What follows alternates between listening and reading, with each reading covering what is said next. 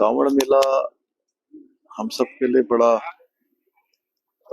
उत्सव का मेला होता है और पूरे देश भर के शिव भक्त कांवड़िए माँ गंगा का जल लेने हरिद्वार आते हैं। और हम जैसी देवभूमि की संस्कृति है, देवभूमि पधारने पर, देवभूमि में आने पर सभी का स्वागत करते हैं और उनके लिए सभी प्रकार की जो व्यवस्थाएं उनकी यात्रा को अच्छा बनाने के लिए, सुगम बनाने के लिए, सुरक्षित बनाने के लिए जो जरूरी है वो सब काम करते हैं।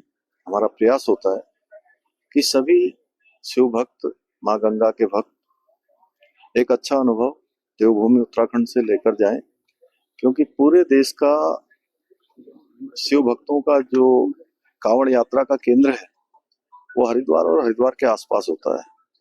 इसलिए भी हमको विशेष रूप से, क्योंकि कई करोड़ों की संख्या होती है, उसके निमित्त सभी प्रकार की जो तैयारियां हैं वो करनी होती है, वो करी हैं। और अभी तक लगभग 1 करोड़ शिव भक्त माँ गंगा का जल लेकर जा चुके हैं और ये क्रम अभी चलने वाला है शिवरात्रि तक। जब तक हमारे शिव भक्त यहाँ आएंगे हम सभी का स्वागत करेंगे। सर, बड़ी संख्या में कांवड़ी सर हरिद्वार आ रहे हैं, सर उनके लिए क्या करेंगे और सर उनसे क्या अपील करेंगे जो शिव भक्त हरिद्वार भी आ रहे हैं?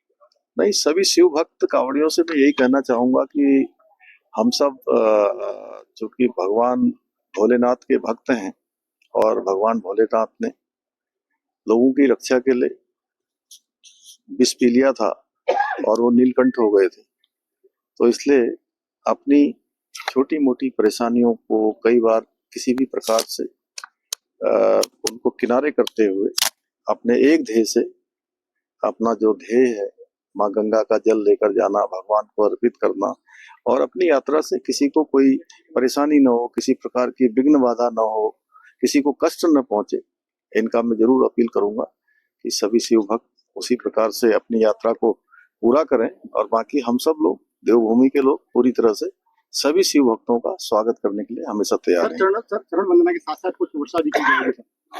देखिए, वो प्रत्येक वर्ष का हमारा कार्यक्रम है, क्योंकि शिव भक्त हमारे जो है बड़ी कठिन यात्रा करते हैं, कई सैकड़ों किलोमीटरों की यात्रा करके पैदल चलते हुए अपने गंतव्यों तक पहुंचते हैं और यहाँ आते हैं। तो हम सबका एक नैतिक रूप से भी और हमारे संस्कार के रूप में भी उनका स्वागत करना हमारा धर्म है और हम उनका स्वागत करते हैं। सर, क्या प्रधानमंत्री को संदेश देना चाहेंगे कांवड़ियों को, क्योंकि उनका उत्तराखंड से लगाव है? प्रधानमंत्री जी का देवभूमि उत्तराखंड से बहुत लगाव है और अब हमारा यहाँ पर 2027 में कुंभ भी प्रस्तावित है।